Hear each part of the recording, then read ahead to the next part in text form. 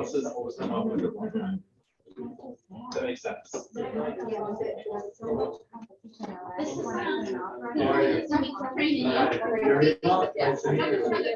Yeah. Right. So the part about it. Literally, oh, that, okay, whatever you want. Good. No, it makes me so different to try to add it. Yeah, it seems a little, seems easy to. I intentionally engaged your setup. Let's talk I about have to engage to get her set up. Oh, yeah, that's true. As soon as she gets her set up. Up, everybody.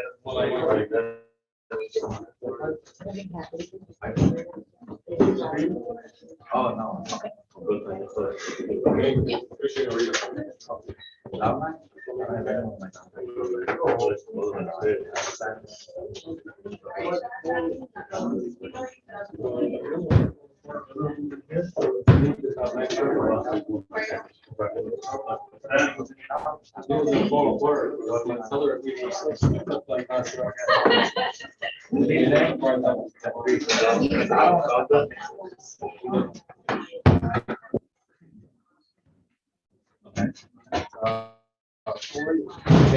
Are you guys excited? Just one nice one. That's popular. I come out of school, bro. I just parked in the construction. Yeah.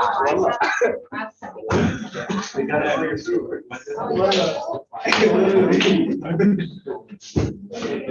Vanessa's online. Mike's online. Can they hear us, Mike? Yeah, I hear you guys loud and clear.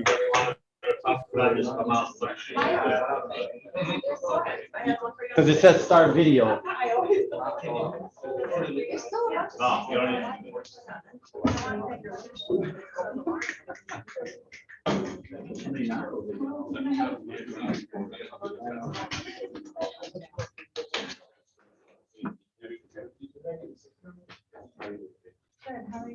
All right, I was gonna wait for Wes, but he's coming. He's eating breakfast. Oh, here it comes. Now I can start. Morning. Are you sharing the screen? You want me to share the screen? I am not sharing anything. It is. Mike said it's. It's all set, right? I don't have anything to share. Well, that's up to. I did wake up. I did have a PowerPoint this morning and I was like, my corporate mind, and I was like, you know what? We're realtors. So we're not gonna do the PowerPoint today. So I just jotted some thought starters. I really want to make this as interactive as possible with you guys. I'm super excited that you guys are all here. So if you don't know me, my name is Ronnie A. I've been an agent for almost 17 years now. Nice journey. Had 3 years in Keller Williams, started off in Livonia. Last 10 in Remax, and then the last 3.5 with Mike launching the market center. So it's been a really exciting journey for me and my team. I wanted to start off today by asking one question, and I want everybody to take a minute before you throw out your answer and tell me how you feel about this. How do you define the success of a realtor? Feel free to raise your hand. Yes, Haas. Mike always said something that stuck to me was consistency over time in real estate, I like it. right? That's a formula. It's a formula. It's a A squared plus B squared plus C squared. Yeah. So, Okay. Didn't know this was math class. Yeah. yeah. Sure. Feedback from your clientele. You know, Success is feedback. Feedback in the community about your work and your experience with people. Okay. Eddie? This one has never left me. The referral of your friends and family is the greatest compliment you can give us. And if somebody is saying you have to use my guy, if that word of mouth continues to go, I believe that it's a very, money comes, units come, all of that comes, but that takes care of your Come sit here. hard work. You sure? I think it kind of ties into what he said, but it's your reputation. Your you know, reputation. That you are a great agent, a great person to work with. I like the word reputation.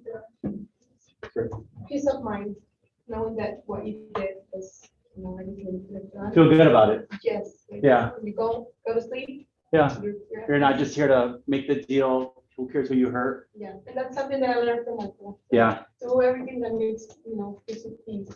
Yeah. Don't do it. I love it. I think, if I may, Of course. getting what you want out of this industry, like on the path to you living your greatest life, because in this industry, you can get a little bit, that's what you want, and it helps you live your greatest life, or you can get unlimited amounts. So I think the success is gonna be predicated upon what do you want to get out of it. I agree.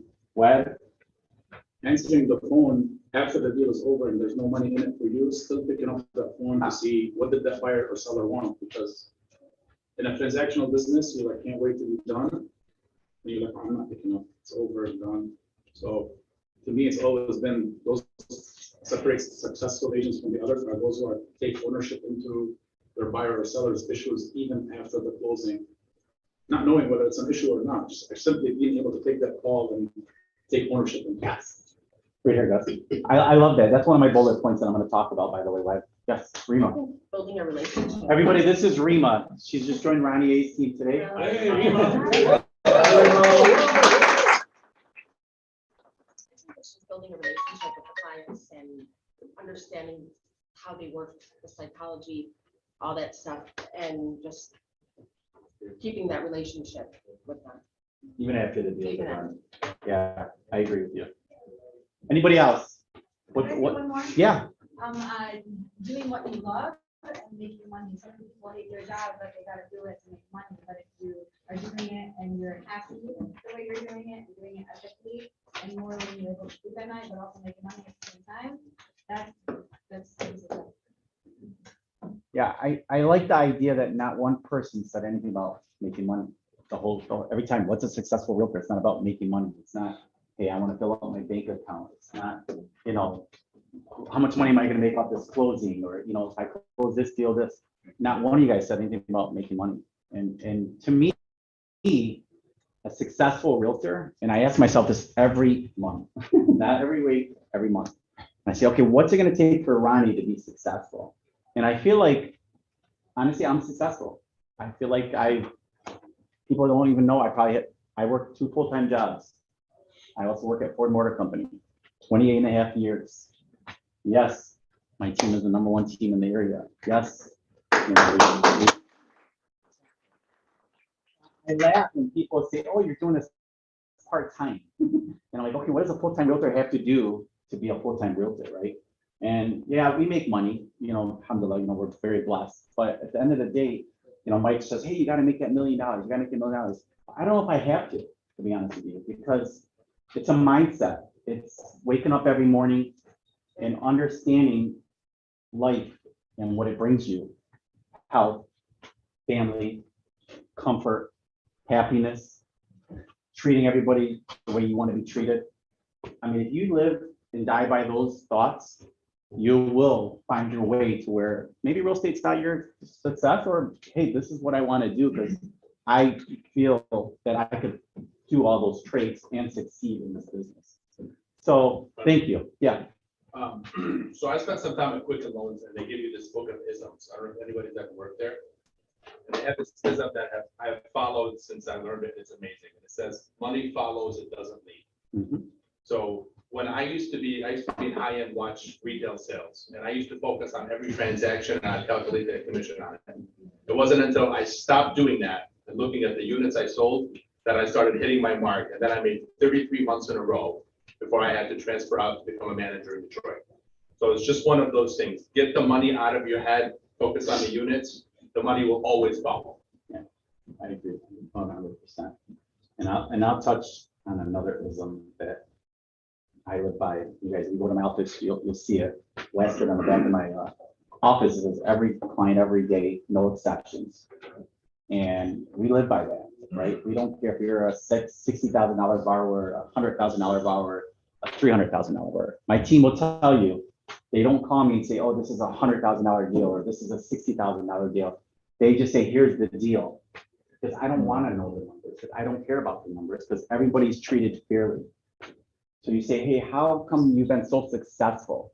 Because you treat everybody the same way, no matter if they're $1 million borrower or a $100,000 borrower, everybody should be treated the same way. And, you know, Mike's been around a long time. That $60,000 borrower, guys, probably just started his job, bought a new house. 2 years, he's gonna become a $150,000 borrower. You just sold the house and bought a house. 3 years later, got married, had kids. You're gonna sell this house and buy another big house, right? Or hey, I'm gonna get transferred. They're gonna move somewhere else and you sell their house. So it's important that you keep in mind that every client, every day, no matter how much money they're spending, is the same, no matter what. Price point wise, guess what? On that price point wise too, we talked about it, you and I before, they have a supervisor, they have a boss who's Right. getting more, who's buying more. So they have their own world that we're not yet, connected with, that we want to connect with. So by helping this individual who they're not looking at the price point, they run across other people with different price points that you want to connect with. So it's not just the transaction today, it's the relationship that you build over time. Yeah, and somebody else mentioned that, right? So I won't get into that part, but I want to just stay focused on I think. So Mike said something to Amani in the hallway, and she's like, I'm coming to the meeting, blah, blah, and he's like, okay, but you're gonna come and he's gonna tell you to start at 6 o'clock in the morning, your day, right? And my brother Musa has this thing, like he starts all his meetings by saying, hey, how many hours are there in the day? 24 hours, right? Why does Ronnie have to be more successful than you? What is he doing differently? I mean, we all have the same amount of hours in a day. It's how you treat that day, right? And this is where I take pride in having 2 full-time jobs every day of my life for the last, 17 years of my life, right? It's called organization. My team will tell you, I appreciate every meeting, every time I talk, every time I see something I don't like, I tell them you're not organized. Oh, I'm scrambling, I'm chasing this, I'm doing this. You're not organized. Your people are running you wild and you're not making any money. You're not, taking care of your family. You're not working out. You're not eating healthy because you're out there scrambling. But at the end of the day, you're still showing, the big zero. Something's wrong, right? So everybody has a smartphone, right? Everybody has a smartphone now. Every morning or every night before I go to bed, you lay in bed and think, right? And what I do is I think about business, or I think about life, or I think about my kids' basketball game. And instead of saying, okay, I'm going to do this tomorrow when I wake up, I just jot my thoughts down on my phone. So that way, out of sight, out of mind, my mind is cleared. And I wake up the next morning and I look at my calendar. What does Ronnie's day look like?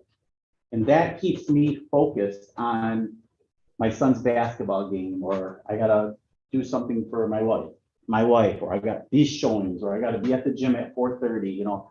It keeps me focused and it keeps me into what I routine, right? Whether when I started at Ford Motor Company, I was on the assembly line. So every morning I had to be there at 5:30 in the morning, leave at 3:30 in the morning, afternoon, or midnight shift, 12 to 8.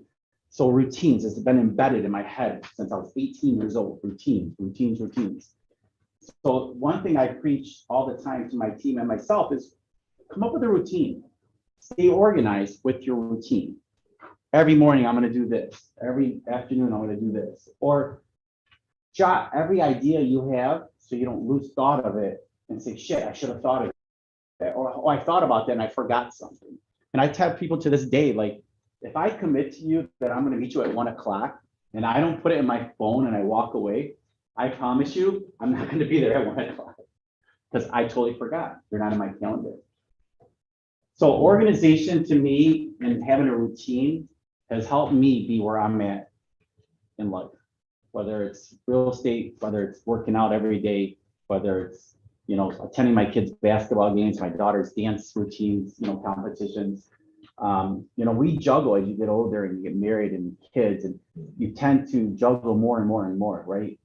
And you can either let it beat the crap out of you and you can crawl in the corner and cry about it, or you could enhance it and take it on as a project, as a everyday life duty, right?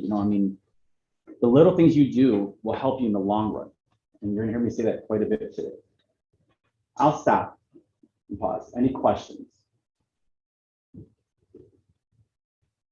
You do a show of hands, who else has the second job or a full-time job? Yeah. The reason I asked that question is because how you approach that. So at one point, before I started growing my business here, I would say that, I started with saying, that's my side hustle. And then I would say, that's my second job. The attitude I take now is like, I have two full-time jobs. I'm a full-time real estate agent, I'm a full-time IT project manager. I don't differentiate between the dedication and either one. Right. Clients hear that matters. Full-time that- family I think- husband. Our industry is more, it's a career. And then once you obtain that license, it becomes a career and you are gonna have some other income producing activities that either were before that career got launched or are tied in with, because like a lot of people here know my story, I had to park cars at night for 5 years while I was launching this career, because I needed that guaranteed income. It's common in our industry, and pretty much almost every top producer I know had two sources of income while they launched their career. Yeah. And you get in certain scenarios like Ronnie's, he has, it's an outstanding career that he has on one hand. Then he also has that income producing job that he worked hard for, strived for, progressed in, that you're not gonna give up either. So they created a beautiful scenario that you're in. Yeah, it's to your point, Mike, right? Like I have 2 years left to get my pension. How many people could say that? You guys would never see pensions, I got 2 years left to see one. So it's like, yeah, I make more money in real estate, but do I want to just walk away from Ford because, I make money in real estate? So I challenge myself every day, 2 more years. And inshallah, in 2 years, I could have that opportunity to retire if I want to. And at least I'm guaranteeing my family some kind of pension the rest of their life.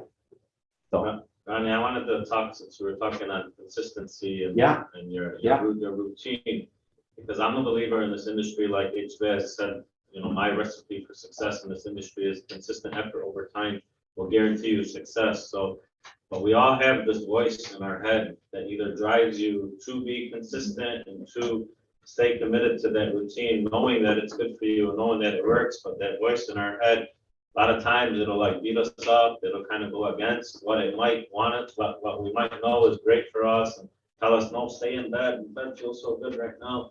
These little things, like, I just wanted to ask, like, what gives you that drive, excluding, which is a common answer for all of us that have children and families, excluding, I do it for my kids, like, what makes you pop out and say, I'm gonna go be great? it's a mindset. Like it's just embedded in you, right? Just even like when my kids don't have school, my wife hates me because I'm up in the morning at 6:30 on my computer, looking at my clients, getting my day set up.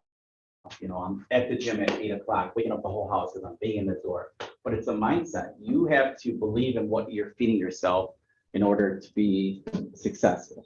And as long as you see yourself doing this and your health is maintained, because that's the hardest part about this job is finding time for your health. 4 years ago, I was diagnosed with high cholesterol and they're like, hey, do you want a pill? I'm like, hell no, you do your research on cholesterol pills. You're like, you don't want nothing to do with that crap. So you own it, right? So I've taken the initiative, hey, 5 hours a week, 1 hour a day, I'm gonna go to the gym and take care of my heart and take care of my cholesterol. I'm gonna eat better. I'm gonna lose 35 pounds. But on top of that, I'm okay if I lose real estate because you know what? I'll be gone. I'll be here for my kids a lot longer. So Mike, it's just a mindset. You gotta have that drive. And my father worked 12 hours a day, 7 days a week in the plant. We never seen him just for dinner. I think it just grows on you, right? Just this guy never rested. We finally said, hey, you're gonna retire after 35 years. I mean, I think it's just the mindset. So that lifestyle is good for you. It's 100%. healthy for you, it's good for you. And then, and I know this sounds horrible, but you'll rest when you die. So it's like, you move, man, just, you got plenty of time to rest later on in life, but find your medium, my wife still yells at me, you need to learn how to relax. And I'm like, I don't know what that means. So that's hard for me to do. But yeah, Mike, I think it's just the drive. I think it's just mindset. Because even when my kids are off for 2 weeks during Christmas, I'm still 6 o'clock in the morning, 6:30 on the computer, printing out my 2 calendars, setting up my day, just planning, So honestly, if Crystal would work 12 hours a day for me, I would work for 12 hours a day. But because she only works so many hours, she keeps me like I have to stop working kind of thing. So it's great. Ronnie, on the on the topic of planning your day, Yeah, what are you plugging in your calendar? Like, what are you putting in the calendar? What are you not worried about putting in the calendar? not worried. I'm saying, what do Yeah. you make sure that, what must go into that, on your day from a planning standpoint? And what are you like not so concerned about, I will do, in helping the agents plan their day, I will do when I have time for that. So it's funny you say that. So I have my routines, right? I have the gym, I have, one-off training like ALC Mastermind was yesterday. I had a training class at 2, the one-offs. But the stuff that you say, hey, I'll get to, and it'd be cool to get to, I actually have it on my phone as repeated every day for the year until I finally say, okay, I'm gonna do this. Okay, I'm gonna do this, right? I've been looking at Xfinity, sign up my son for Zach football, go to Schoolcraft College, go to Dick's Sporting Goods every day, probably for 2 months. And eventually I'll say, okay, I'm gonna do this today. I'm gonna do this today. So those are like my one-offs. But my consistent stuff is like, I must do like the gym, I must do, client. Crystal's very good at calendar inputting. If I have a client at 6 o'clock, 4 o'clock, 5 o'clock, it's in there. Where do I go? How do I do it? And all that fun stuff. So, but I do have my one-offs on here too, just because I feel like your phone is everywhere you go. So you never forget stuff, right? And one of the things I have is I created this spreadsheet for my clients that I preach to my team. It's on Google Docs and it's always with you. So if you have a question about who's their banker, how much money are they approved for, who's, are they a conventional FHA? It's an app, right? You just use it, go to it, and you see it. That's why I think when I walk through these offices and I see people with whiteboards and they write down their names and their numbers, I don't know, I feel like I'm old school, but I feel like that's even older school just because it changes all the time. And at least your document is a live document and you could always just update it as you're moving along. Oh, this client no longer exists, or hey, this guy just got approved, let me put him down over here into, pendings instead of legal and buyer. Because if you come to your office after 3 days, you're 3 days behind now on your board.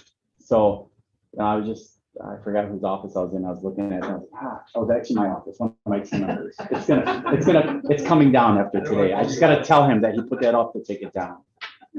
But I just feel like you should be a walking calendar. Like your client should always be with you at all times.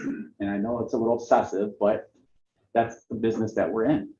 Yes. Can I play devil's advocate? Absolutely. So there is a retail consultant by the name of Harry Friedman. Mhm. And Harry Friedman holds retail sales seminars in Las Vegas. He used to travel, then he opened up his own place. So one of the benefits to that, I agree with you 100% of what you said. Have it digital, have it in front of you, and all of that. The only difference here is this: is that if you're looking at it digitally, you have to go for it. You seek it out. It's a destination.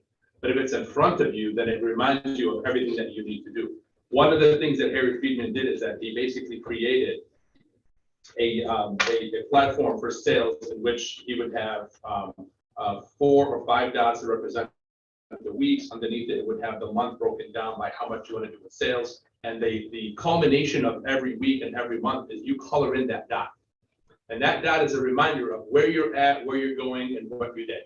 And that was the whole concept. People pay about, I think, $3,000 or $4,000 per week to sit and listen to this guy give that message. To your point, I agree. I've seen that. Yeah, but to like others, like for me, I still print these out, man. Even though I have it in front of me, I can download this PDF, I can alter it, but I still need to see it in front of me and go from there. I used to print Yeah, I'm a little I used to print out my client list every day, I put it still in do. my Yeah. car and throw it around and make notes as I drive, and I'm like, yeah, what a waste of paper. It's You know, true, you know, 100%. Even to this day, like I still print out listings as I go to showings, but a lot of my team don't print it out. They're like, they make fun of me. They're like, oh, it's on my phone, or I have it here. I'm like, no, I like to have it in front of me so I could just look at it and go with it, right? I give them the client copy. So Yeah. I give them a pen with our name on it, and I give them a folder to keep it in there. Yeah, as long as it's under your. Take printer. notes. Absolutely. I don't want to go off track, but one of the reasons it's always printed is sometimes agents after the deal, if on their end they renegotiate the commission, they might try changing it on you. Yeah. So it's always good to have that paper. Yeah. And to Michael's point, I Yep. attached a PDF of the listing to all of my packets that I submit. Yeah. If they try to play any games with me, I go back to it. Yeah, that happens. So, yep. It does happen. All right, so another thing that I learned early in my business is in real estate, be honest. And that goes a long way in this business because especially now being in such a dominant seller's market, right? If you have a listing and your chances are it's gonna be a lot of your friends that are gonna wanna buy it and a lot of friends are gonna be harassing you. Just be honest, you know, hey, this person is from our office, they've already submitted an offer, I already talked to them, we're just gonna go with them. Because the moment that you don't be honest and you create something else, I promise you're gonna continue down that path. And you're only gonna be the one that hurts yourself when it comes to lying because you're just gonna keep lying. You're gonna keep lying and then you're gonna go to bed and you're gonna be like, man, why did I have to do that? Why can't I just be honest, right? So I've had that happen to me numerous times, you know, just be honest. Like even early in your career where like you have a deal going on and something happened on the buyer side and you're scared to tell the seller's agent and you wait till the last minute, just be honest. Just be like, hey, you know what? They pulled out $2,500 from their account last month and now we can't justify it and we're gonna be $2,500 short. Instead of waiting 2 days before closing, because I promise you, agents that have been in the business will appreciate that 99% of the time more than waiting to 2 days before closing to tell them, hey, the deal's dead, right? Hey, I'm calling you right away. Here's what just happened. I'm working on it. Please give me 3 days, but I wanted you to know if you have any backups, just let them know that there might be something happening. They would say, thank you very much. The good agents, the seasoned agents will be like, you know what? Thanks for letting me know. I'll wait 3 days. Keep me in a loop. Right, Mike? I mean, you want to be full disclosure. You don't want to hold back, right? You know, trust me, it happens all the time. And the reason why I always say be honest is because if you're going to be a successful realtor, not just in Dearborn, because you're going to sell houses outside of Dearborn and Canton and West Bloomfield, you're going to run into these agents again. And then they're going to remember you for either bullshitting them or, wow, this guy, you know, yeah, the deal fell through, but he was very upfront. She was very upfront with me on what happened with the process and what happened with the deal. And I appreciated that. And they'll remember you. I promise. I get a lot of my deals because of they remember me. So honesty is a really good thing to do in real estate because as soon as you start BSing, you're not going to hurt nobody but yourself and in the future of networking. Because these agents that are going to be successful and last, I promise you're going to run into them over and over and over again. And they remember who you are.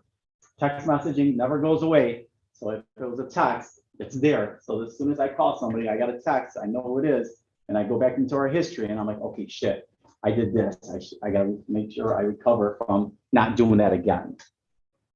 Does that make sense?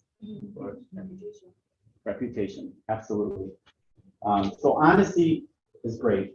I wrote down the word ethics, and this was just like a last minute, hey, let's talk about ethics. And it goes with your honesty, being honest. Like, you know, ethics is something big in our business, right? Because at the end of the day, I call it a dirty market because it's cutthroat. It doesn't mean it's not unethical. It's just a cutthroat business, right? And like myself and Nick Jafer and Moose were talking this morning about, you know, the deals falling through or over, you know, valuing houses or submitting monstrous offers. But you know what? At the end of the day, we know it's a business. We don't get that deal. We just go back home and we understand it's ethics. You know, there's nothing you could do about it. Somebody else outbid. Somebody else was stupider than you guys were in submitting an offer higher. You know, that's just the reality of our business right now. So no matter how pissed you get or how, you know, painful it is to lose a deal, you want to stay ethical because, and Mike will tell you guys every time I talk to him, every time I'm in the room with him, he'll always say, man, Ronnie A team, 330 homes last year, not one complaint. And I take a lot of pride in that with my team and myself. Just stay ethical. If you stay ethical, there will be no complaints. Everybody will appreciate who you are and what you're bringing to the table. Ronnie, can I just have a minute, please? You've been saying a lot of minutes. I have, but I hope this one helps. So I've been in this for 5 years myself, and I've had a lot of agents help me along the way, whether they are working with them or working on the other side of them. I'm going to stress this, and I hope it doesn't, you know, get lost. If you're working with a young agent that's fresh to the market, help them. Help them, help them, help them. It goes back to reputation. it goes back to things coming back to you because they will remember all you've done for them when they have a listing that you want. How about it? It's a simple conversation. No, you should just do this. You forgot to sign this, nothing crazy, and go from there. How about it? And as a Somebody helped you? You're right. Especially when you already know, right? If you had a few deals under your belt and you're talking to somebody and they're asking you questions, you're like, shouldn't you really know this in your mind? You might want to just try to look out for them during the process and don't just count that they know what they're doing. Because you'll get burnt. I've had agents come to me and saying, we're clear to close, but he never knew that he had to order a city inspection. And now we got all these city repairs that we have to modify or own up to. And just, you want to make sure that you're just communicating with the other agent. Don't assume the listing agent knows what they're doing. Don't assume the buyer's agent always knows what they're doing. So you always have your checks and balances in place that we go through for every deal, whether it's a buy side or a sell side. That is. Thanks, Eddie. Thank you. So the success part, right? So confidence, right? You have to have confidence when you make that phone call to the listing agent or the buyer's agent. You got to have confidence when you're showing the house to your clients. You have to feel good about what you're doing and that you know what you're doing. And if you don't, pretend that you do and let it go a long way when it comes to confidence. And the point I mentioned the word confidence is I feel like if I get a client, whether it's a lead, I've never met them in the past, and I meet them for the first time, I feel like once they meet me in person, they're never leaving me. And that's truly what I live by. And if they do, let me just tell you, I am heartbroken because I just feel like there's no way somebody's gonna leave Ronnie on me. But until then, when you're on the phone with them, you wanna keep their attention, but I always strive to try to meet them as soon as possible. Whether it's a shitty house that you know they're not gonna buy, who cares? Break the ice, meet them, talk to them, get over there. You know, whether it's a great house that, you know, that's got tons of listings that you're like, man, we gotta wait till Saturday, find another house for them to see earlier and try to convince them to meet you. Because you have to have that confidence when you sell real estate. Because if you don't, they're gonna look at you like a dog would look at you. They could sense fear and they could sense you're not gonna be hungry. They could sense you're not gonna be able to negotiate for them. You're not going to want their best interest. And I promise they'll leave you. They'll find somebody, a friend, a cousin, somebody else that, you know, oh yeah, this guy just closed this deal, or, you know, this guy just closed this deal. I'm going to go with him because I just don't feel confident that Ronnie's going to, you know, get me to the closing table. Yes, sir. All right, so I don't really try to say too much, but I've been in sales for a long time and it's really obvious. It's not just in real estate. In every industry, as long as you live by you're selling yourself. I don't care if you're selling candy bars, right? You're selling yourself.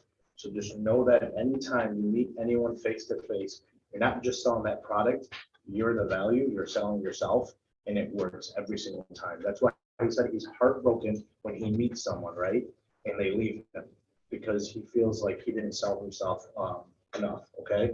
I don't mean sell yourself like you're a golden nugget. I mean, have that confidence that he brought up. And again, it's you that's representing them, okay? Forget the whole aspect of what you're actually selling.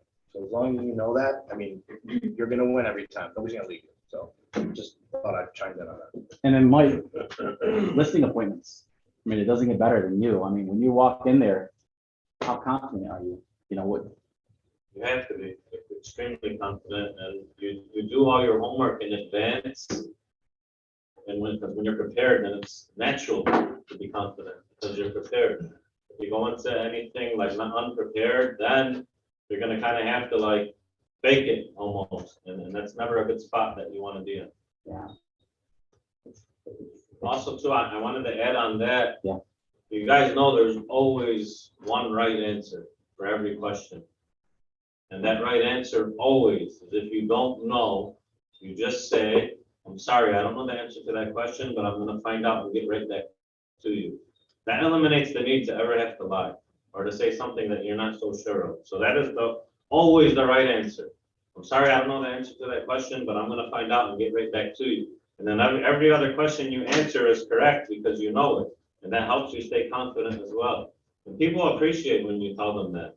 So don't think you need to like Have every guess. answer. Yeah. Never guess. Just Spot always know on. that. 100%, Mike. And then if you say you're going to get back to them, get back to them.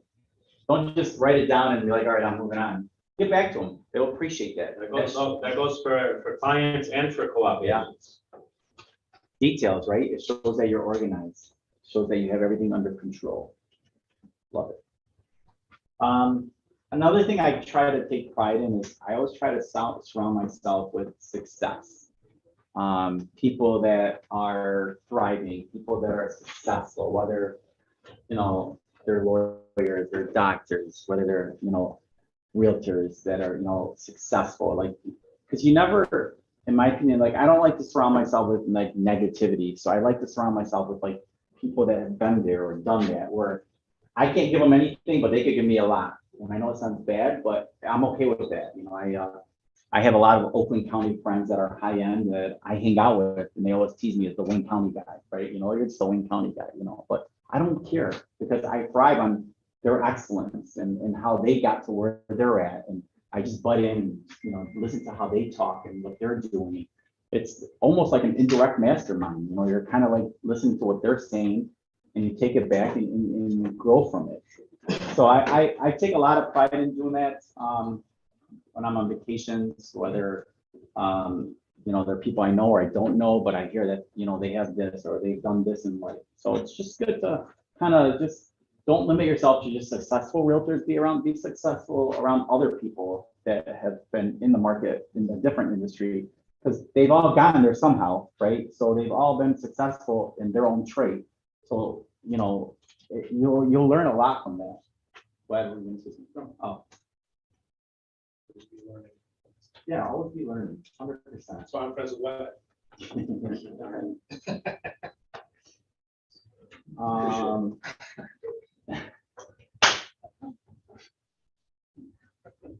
All right, another trait of mine that I take a lot of pride in is when I first started at KW, they used to say, hey, you have to touch your past clients 36 times a year. And at that point, I was like, wow, that's a lot of times. Touching could be liking somebody on Facebook, whether it's an email, happy birthday, or congratulations on your new baby and stuff like that. Now the number has gotten up to, I think, 150 a year. Is that what last time we heard? Or was it 82? I got two numbers in my head. Do you remember? It's up there. And now you're like, okay, how do I keep in touch with my clients so much, right? And now I start focusing on every closing guys I have, I give the client my phone and I say, here, request yourself on Facebook and Instagram. And they request themselves on Facebook and Instagram. And from there, now I'm following their life, right? Now if they're active, you know, they're on social media. And now I jot down their birthdays every month. I send them birthday cards, happy birthday, you know, they're having a baby, congratulations on your baby. I have Crystal send them an edible arrangement. And then a lot of times what they do is, and I haven't seen them in 2 or 3 years, they'll say, oh, wow, this is great. And they'll go tag you on Facebook and Instagram. Congratulations, you know, Ronnie hasn't seen us in 3 years, but he sent us this card, best realtor ever. It's like free marketing, right? Indirectly, you know, and it's a $60 edible arrangement. It's not a big deal, but now that person that comes over their house to celebrate their baby and that's up, oh, how'd you get these? Oh, my realtor sent it to us. Well, my realtor didn't send me shit, you know, this is cool. So, you know, you always want to try to stay ahead of the game when it comes to keeping your past clients in front of you.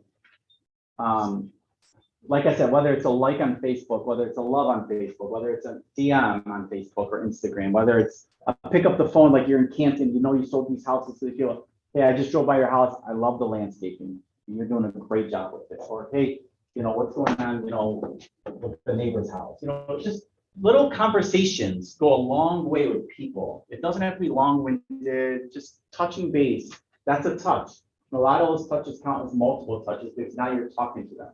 Even if you're like, hey, I'm in the neighborhood, I'm gonna stop by and say hi, grab a thing of flowers, knock on the door. You know, I just wanted to see your remodel. I'm following you on Snapchat and I'd love to see how you did your kitchen. It's the little things that go a long way. And as you continue to grow, yes, it gets harder, but man, when I'm in these masterminds and these guys are telling us that they still follow up with their thousands of clients in the past, or whether it's big events like the movies night, like Perna just did a movie night with his, you know, past clients, or they'll do a bowling night, you know. As you continue to grow, you become more creative. And that's where I lack. I'll be honest with you guys, because I'm so busy right now. I'm choosing just to continue to do what I'm doing, but ideally, in a perfect world, I'd love to invite all my past clients to somewhere and have a gathering and host something. So Crystal, you need to get on that. I don't know. In 2021, our data showed that 80% of every property sold in the country was either from their sphere or past clients and referrals. Isn't that crazy? 80%. Let that sink in. I mean, only 80%. 20% of all the properties sold, 1 in 5 were from somebody they didn't know before or wasn't referred into them. Cold call. Yep. 80%. That's a So the lot. gold is in your database and in their database. Sphere of influence. Yep. Yeah, that's why I just hired an ISA. Gonna be handling my sphere of influence. I mean, No pressure. So one thing I learned from a while back is also on the gift thing that you want to send.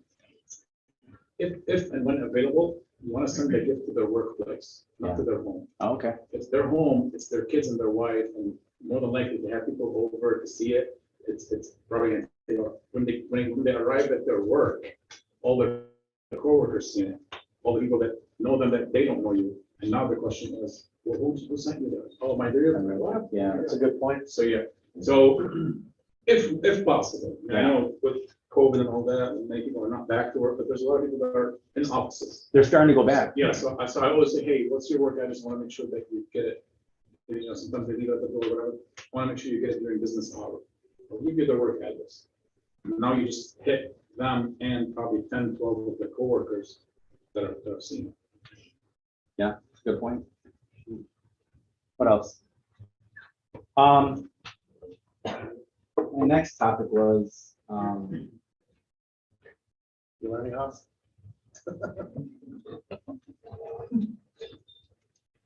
Like the ideas, guys. Keep me going. our tech guy over there. What questions do you guys have for me? Yes. Well, just one thing I want to say is basically, how willing, help your clients willingly, help other agents willingly, and walk into the home as if you're gonna buy it, which also creates trust and respect. Yeah. Yeah, what I do with my agents that get hired on my team is I send them to all our private inspections. You know, just give them $100, go to my private inspections, just don't mess it up, you know, and listen and understand what the inspectors are looking at. So that way, when you go to show a house, you're walking in and you know what you should be looking for, right? So I send them to private inspections, I send them the final walkthrough, so those are exciting. So you want them to see, like, this is what excitement is when you go to, you know, sell a house, right? Here's how you got to deal with the drama at private inspections when you go to, you know, your final walkthrough. So to your point, it helps them understand, hey, that roof is about 15 years old. Hey, this furnace looks like it's 10, but we'll let the inspector identify that, you know? So when you're walking in there, it's that confidence, right? Oh, look at these 2 1/4 inch hardwood floors. They're original hardwood floors. How did you know that? You know, it's just, you learn, right? You grasp it from inspections. Yes. Another thing on the confidence, I think there has to be like a happy medium. Yep. You don't want to go in too cocky. Yeah. And you don't want to go in like a know-it-all. Yep. I know from experience. So when you don't know the answer, it's okay to say, I don't know, and to make them feel like, oh, you're human like me, because I don't know everything. Right. So it's okay if you don't know everything. Right. So it's humility. Yeah, no, I totally agree with you. I'm not scared to say, I'll find out, I'll get back to you. I'll look at the disclosures, I haven't looked at them yet because I didn't know you were gonna like this house, but I will when I get home. You know, I mean, it's okay. Right. Right, and they'll hold you to it, so you better come back and let them know. I'm human just like you. We don't Yep. know everything. We'll figure it out. Yep. What other questions you guys have? Ask away. I hit all my bullet points. No? You guys, no? How many people live in Dearborn that are here right now? Wow. That's awesome. I do live in Dearborn. Thank you. Yes, I live across the street. How do you guys feel the real estate world's been for the first 2 months of this year? Who said that? Good? Why is it good? Yeah? How are you doing? Yeah? I'm sorry, I just have to butt in on this. Did you say a hot market? Yeah. For who? I know. Exactly, so, because the reason why I say that, because even if the market were to switch, where the general public would say, oh, the real estate market is tanking, to me, that sounds like it's a hot market for a buyer. So it's not just understanding when it's hot, because it's always hot. The transactions are never, ever, ever gonna stop. There's always gonna be transactions turning over. It just depends, is it a seller's market or buyer's market? Right now, it's an extremely hot seller's market. So my analogy on this year's market has been, we really haven't had a winter in the last 4 years. Like, this is the first hard winter we've had, right? Snow one day, 60 the next day. And the snow has not like been minor, it's been extreme, right? 4 to 6 inches. So a lot of people are not like excited, right? So the listing agents are out there like, come on, you gotta do it now, you gotta do it now. But the buyers are like, I don't wanna leave my house. It's shitty outside, you know, I don't wanna, you know, I'm gonna wait.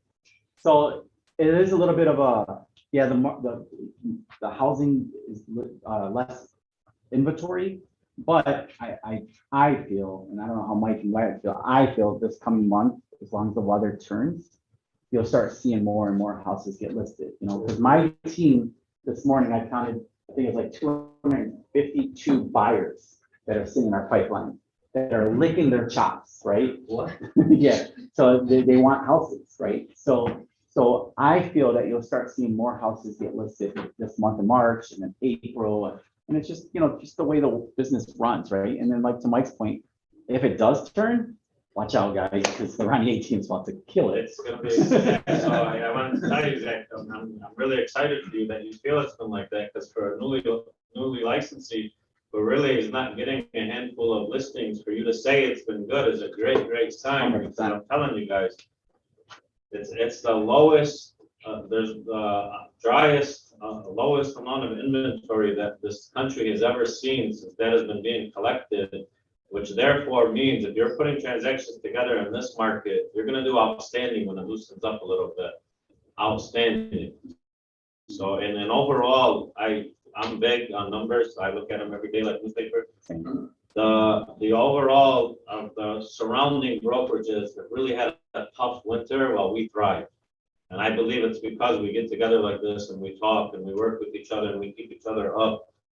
And you guys have been doing outstanding. So I'm happy to hear that you say that, because in a lot of other places, they're not talking like that. Who remembers the market last February? Everybody was crying. Anybody from our newer agents who remembers the market last February? Okay, so 2 lessons here. One, you need to know the market, how it was last February. Even if you're not involved in it, you need to know what it looked like. So multi-year trends is helpful. You know, national data from NAR is helpful to look at. See, for our office, we doubled our production from last February to this February. Let's talk about what was the change in agent count from last February to this February? Not much. No, it was, I think it Maybe was 10, 15 agents. yeah, plus 18 or something like that. But the one thing I love about our market center, Wyatt, is that we're keeping it in-house. Yeah. Our there's a lot of- listings, we're selling them to each other. There's a lot of that. We had. Like, I love Still about seeing- that, Mike. I love seeing these pictures our agents are showing within each other. I mean, from 16 to 32. And to Mike's point, everybody else out there complaining about there isn't no business, the business is there. Are we doing enough to actually go after it? One, are we developing the habits and the skills needed to get it? And what is our overall mindset about the market is bad, I'm just gonna go cruise around? Or the market is actually presenting an opportunity, let me go out there and find the motivated, the ready, the able, the willing, so on and so forth. I want to say, I don't know why I was surprised. I had 2 listings in the last 2 weeks back to back. And showings are coming in, and honestly, I was surprised, not no more. Colorings, legacy, legacy.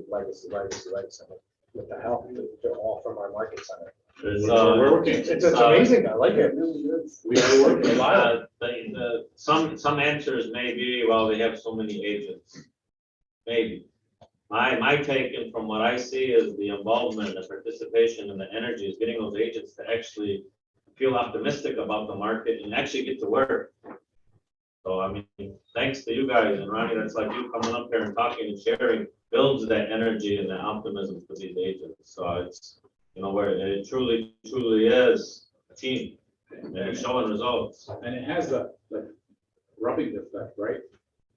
You either feel like, man, everybody's busy, I love that, I'm gonna be busy. And indirectly, you start running the race.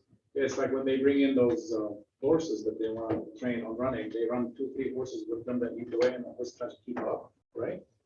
They never done. Healthy competition. Exactly, healthy competition. Same thing with the long distance runners.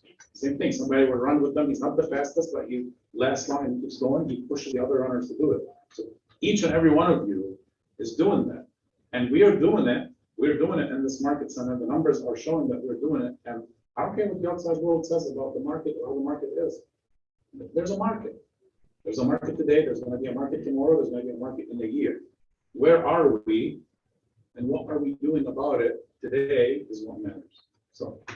Just the conversation is the only thing that changes, that's all. The transactions are gonna take place. It's the conversation of how you position your business and then how you communicate it to the public, which is gonna depend on how many of them transactions you're involved in. Yeah. And we, as long as we keep brainstorming together and working together and thinking ahead, like we're gonna stay on the forefront of those conversations. You continue to leverage your peers, like you got Ronnie on and you got Michael Phillips in this office, right? You got to leverage us, right? We know a lot of agents, so you need somebody to, hey, like Mark Z's like my best friend, right? Grow up together, the patient all the time.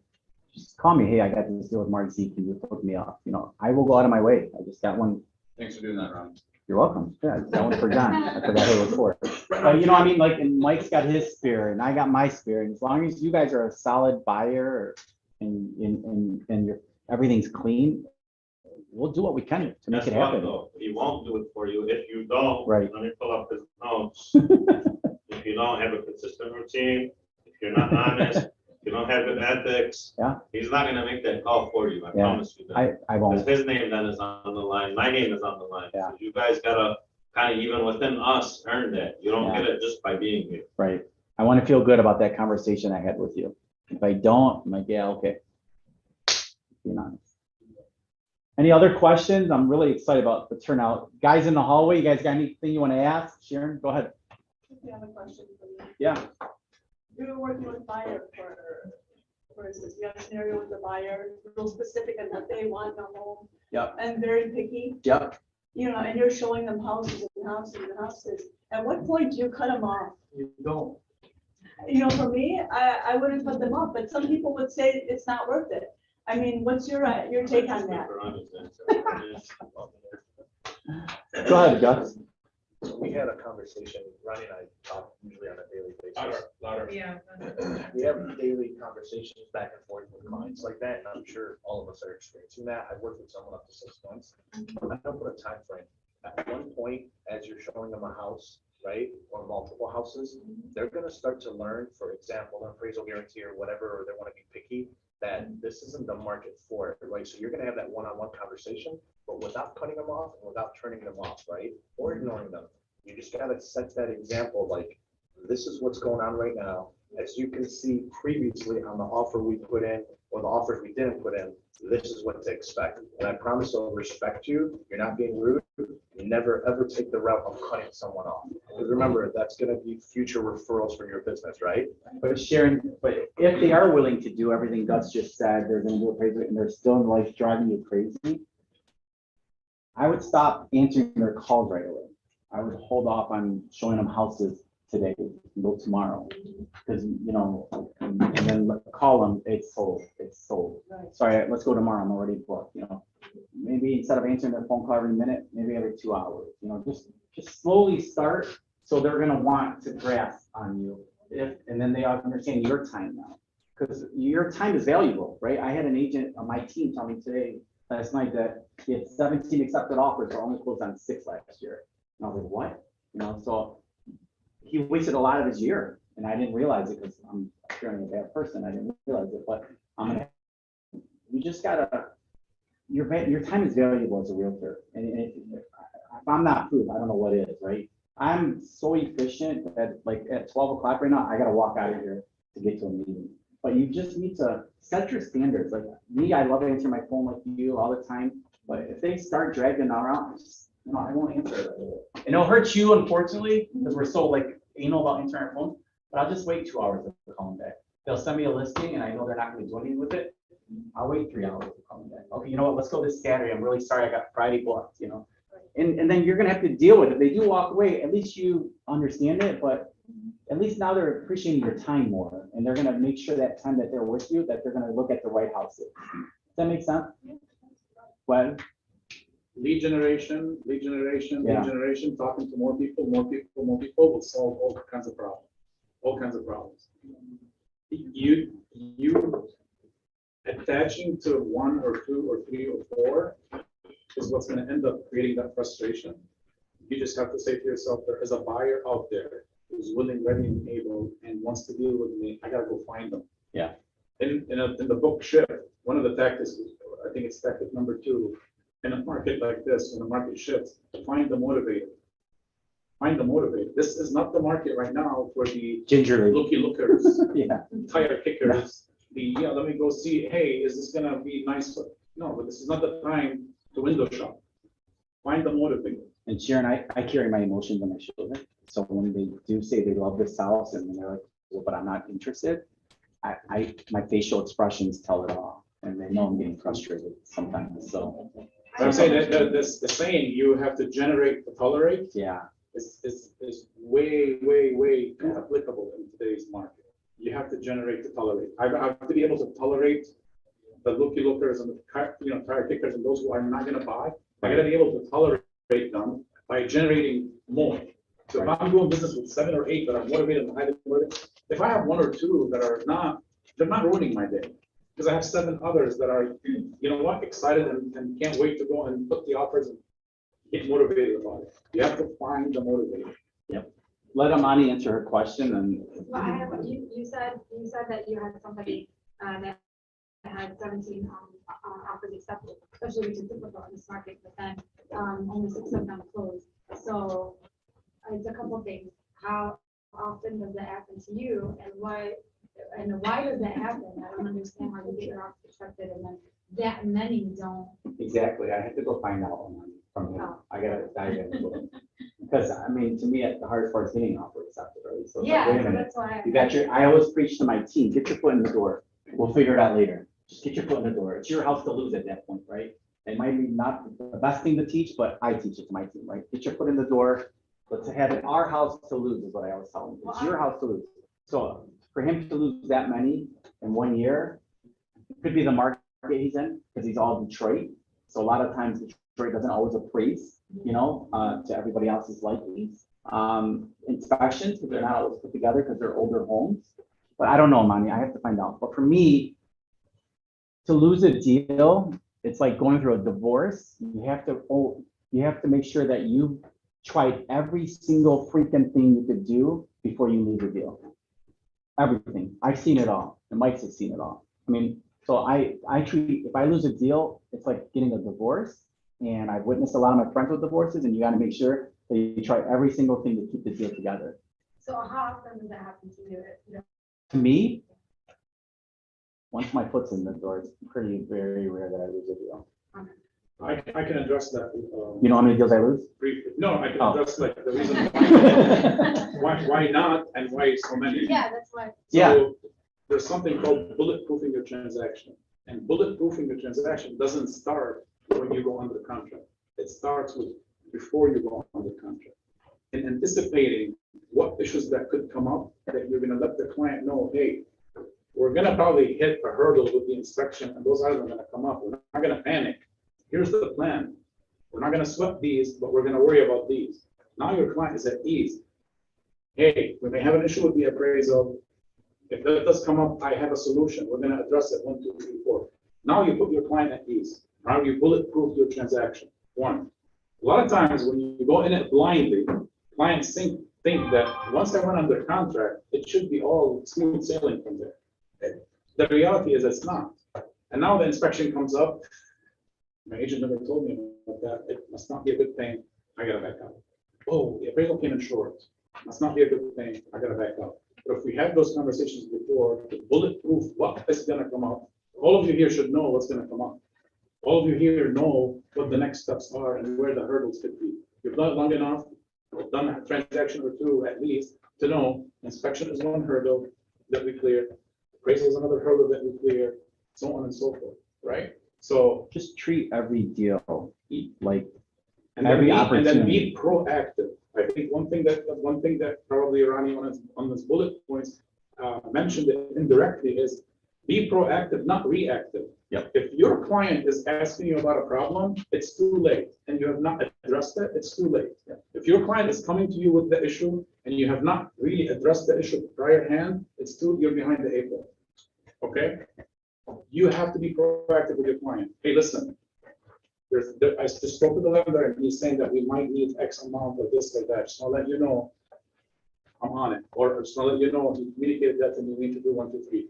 Instead of you just waiting, and then hopefully nothing happens. Hopefully they call me and say, good close. Told you it's not gonna happen. Now, oh, did you hear from the lender? He just called me and said this, and you knew about this 2 or 3 or 4 days ago. You just did not proactively went at it. Take charge.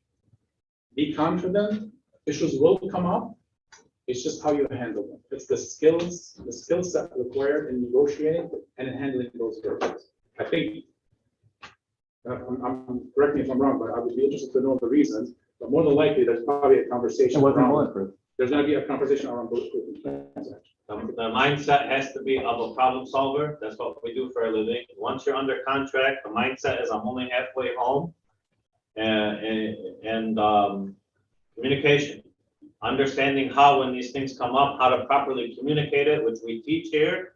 We'll take you to closing or we'll decide if you lose a deal or not. Those 3 things. Yeah. It's real easy. I agree. So I just want to say thank you to everybody. Ronnie. Appreciate you guys. I'm in the office, my door is always open, help yourself. Thank you so Thanks, much. guys.